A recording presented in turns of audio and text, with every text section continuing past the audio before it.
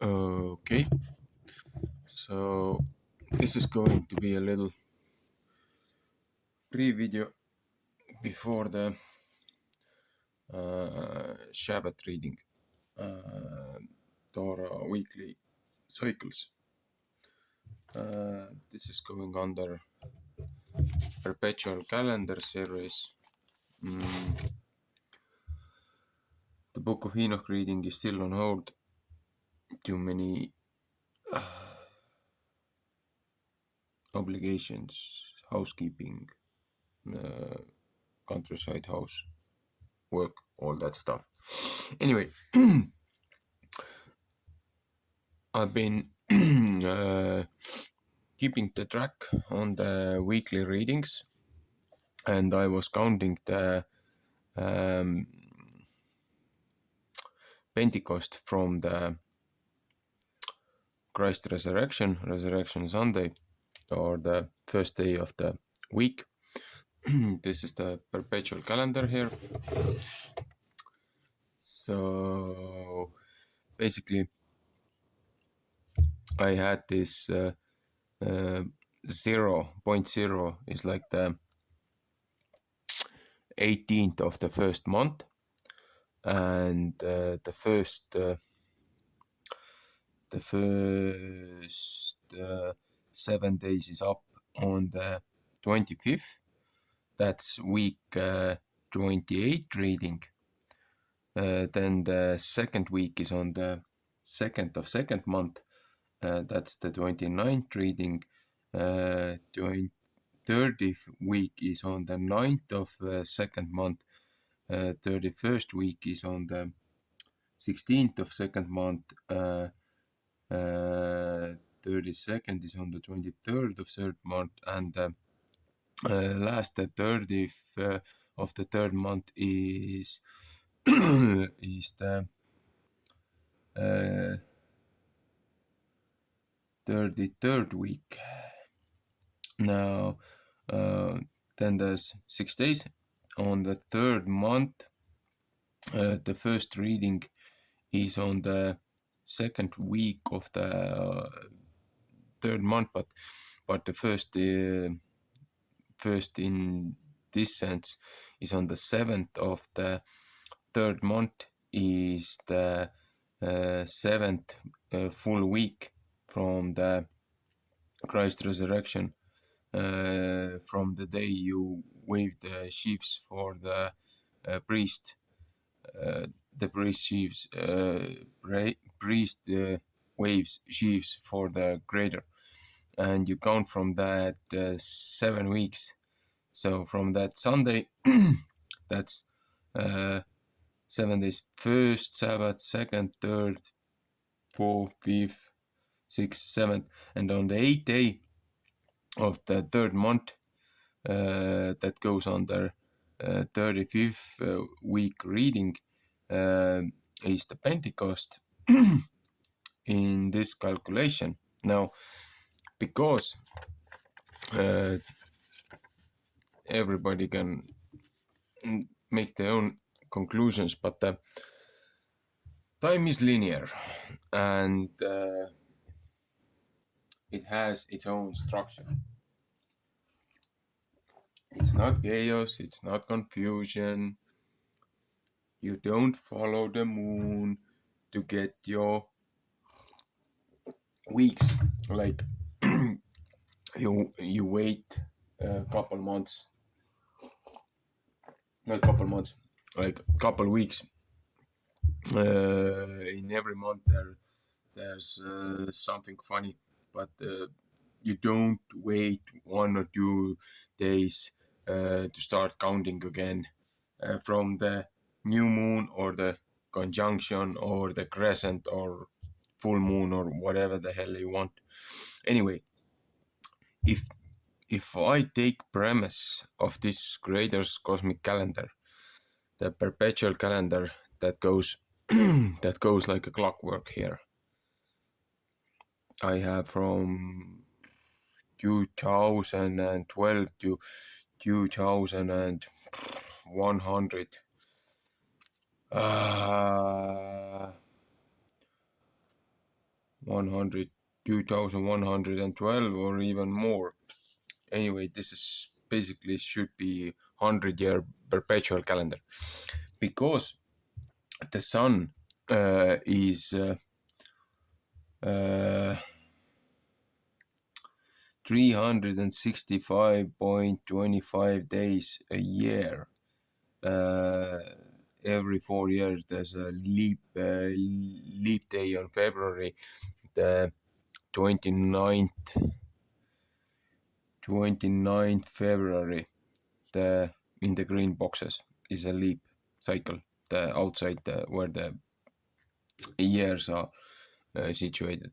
So if the cosmic creator's calendar is 364 days, like many texts in Bible and even Book of Enoch describes, but the sun cycle is a bit longer and the moon falls short every year 10 days. Then in every 3 years, when they add a leap month,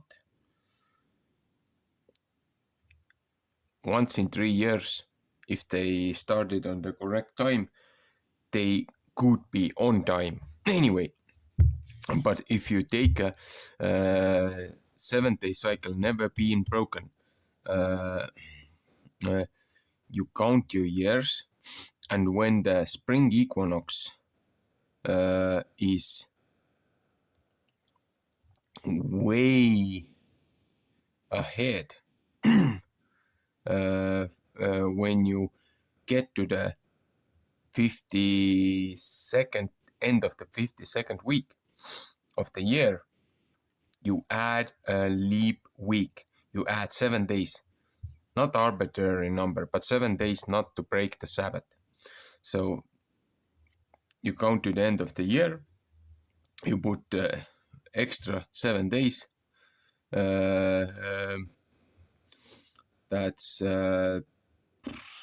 That should be Sabbath, Sunday, Monday, Tuesday.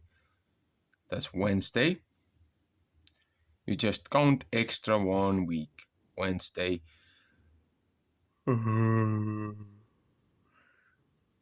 Thursday, Friday, Saturday, Sunday, Monday, Tuesday, and you start again from fresh.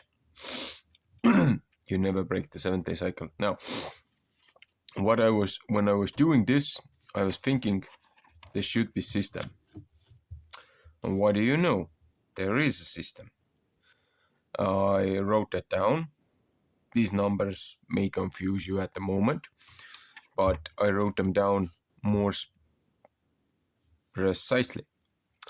Now I have here month, and because every month there's 5 weeks, 1, 2, 3, 4, 5, 1, 2, 3, 4, 5, 1, 2, 3, 4, 5. If you not the weeks but the cycles, 6 days by 5, that's 30, and at the end of the season there's the 31st day. So what I did was I was only counting the Sabbaths here on this paper. 1, 2, 3, 4. 1, 2, 3, 4. 1, 2, 3, 4, 5. 1, 2, 3, 4, 5. 1, 2, 3, 4. 1, 2, 3, 4. That's a season. Another season, another season, another season. And every year, if the calculations are correct, Bible reading every new year should start on the 25th week. The last reading of the year should be 24th week, and if the cycle is fallen more than 7 days behind or ended 7 days sooner than the spring equinox, then you add a leap week, and that's all there is to do it, and then you're back on sync again. Book of Esther has this part there where the king held a feast like a half a year, and then he adds another 7 days, and then another cycle starts.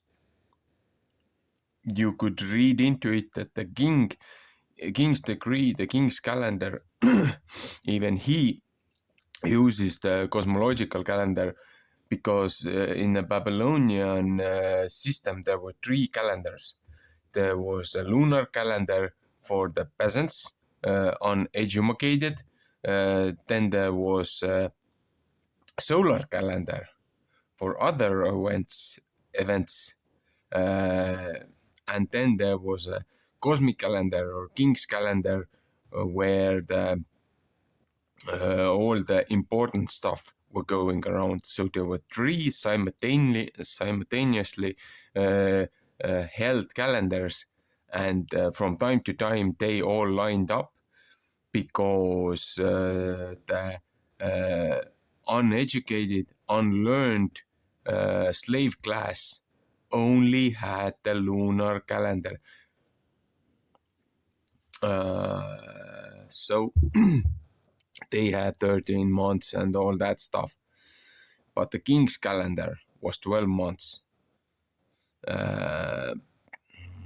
Something to look up. Anyway, the system and the pattern that is coming out here, every year, the Sabbath readings, every year it starts on the 25th Torah portion. It's every year it's on the 4th day is the Sabbath. In the 1st month, in the 4th month, in the 7th month, and in the 10th month. And every year the 22nd reading is the 12th month 12th month, the Sabbath before Purim. And this always syncs up. Again,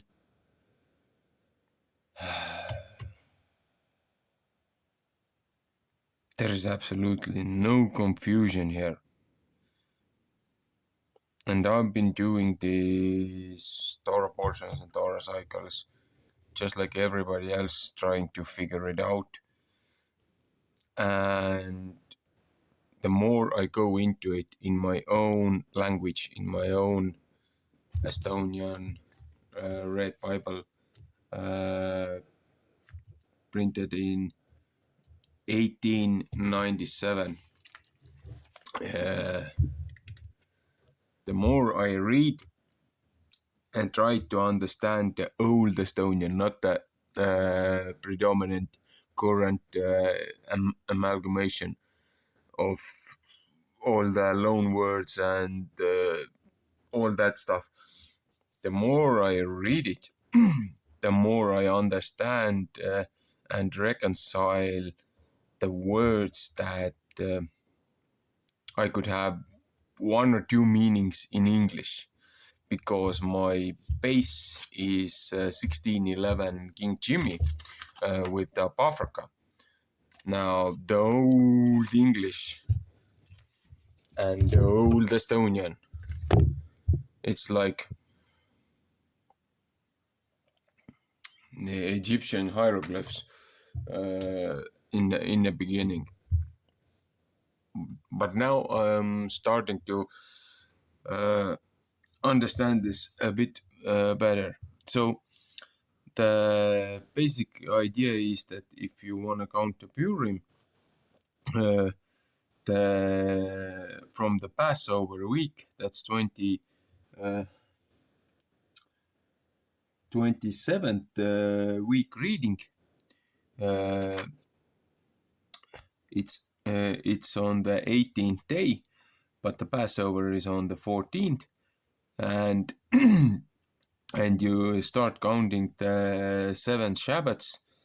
The first is on the 28th reading, then there's 29, 30, 31, 32, 33, 34, 35th week is the Passover, not the Passover, Pentecost week, because 34th is the 7th Sabbath after the resurrection, after the waving the sheaves. And on the Pentecost it says, yes, leavened bread, Feast of Weeks. So 2 freshly baked fluffy breads. So actually, yes, this should be correct, because up until this point I understood that that the first fruits overlap with the Passover week, the unleavened bread, because the waving of the sheaf was on the following day, when following day of the Christ resurrection, or the Sabbath, following day of the Sabbath, when the Christ rose on the 19th of the first month. So I've always understood from the other researchers as well that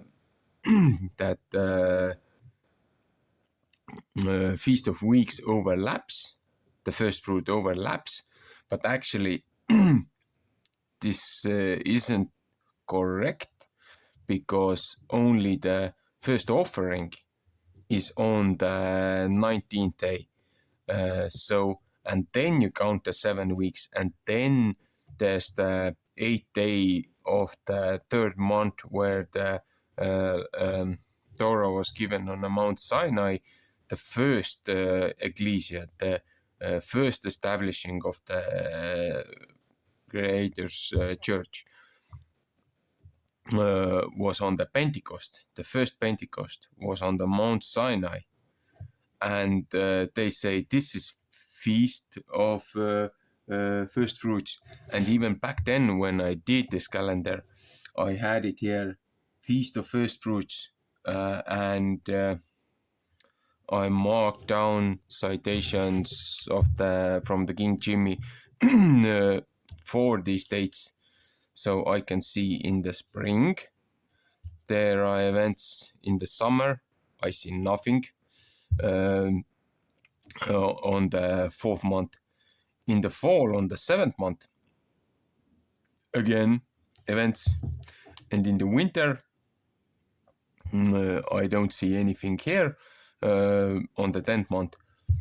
But in the spring there's a first fruits and the Pentecost. And in the winter, on the 12th month, there's Purim. Now, we had a sort of disagreement with the Pentecost or the first fruits, because in the book of Jubilees, there's in the middle of the third month, there's a weaning and feast for the was it Isaac's birth, or I think it was Isaac, not Jacob. Anyway, because if you take it that Abraham held a feast, I believe Abraham held the feast for Isaac, that if it was in the third month, in the middle of the third month, that's the 15th, then you backtrack, because on the 8th day there was a circumcision. So 15th is the 8th day. 7, 6, 5, 4, 3, 2, 1, and you get to the 8th day. That's the Pentecost. Maybe Isaac was born on the 8th day, and because it says the feast was in the middle of the month, it was 8 days after, because of the circumcision. Then pretty much we are in a line, in a sense that in the middle of the month there was the feast for the son of Abraham. Yeah, but Pentecost still falls on the 8th day. And because Christ rose on the so-called first fruits, or waving the sheaves of the first fruits on the 19th day, then you have to take this as a sync point. Otherwise, Christ didn't fulfill his spring feast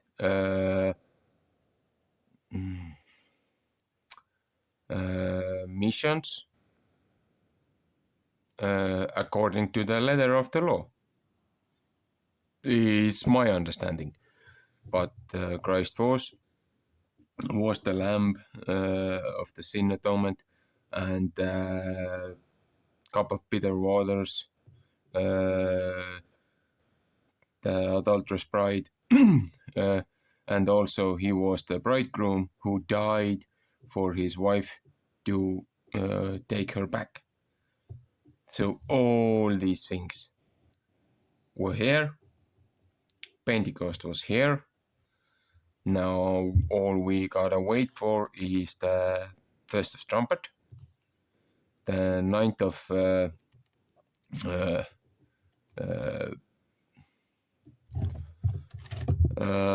Day of Atonement, the fast day on the beginning of the evening of the night, and Feast of Booths. So this is a itty bitty update on the calendar. As far as I understand, little corrections here and there with my research. I'm not 100% dogmatic. When I see errors, I correct them. But I needed to find more confirmation that first fruits isn't overlapping here on the unleavened bread, but the first sheaf offering still happens in between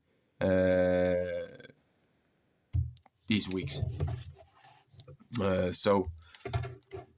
And again, there is no mention of the new moon in the Leviticus for the feasts, for the beginning of the months, because if you go back to the original Greek and the Hebrew, there's a different word for the celestial body, and there's a different word for the time span. Point blank. Because even in my own language, new moon and new month, because the old English had the moon and the moon and the moon. In Estonian, we also have kuu translation, moon, kuu. It's both time span and celestial body. But in a Hebrew, there's a different word for the time span and a different word for the celestial body. So, okay. I'm going into rant again. So, cut that thing out. I'll continue my weekly Torah portion from the Numbers, week 37. in Estonian, and I'll go on from there.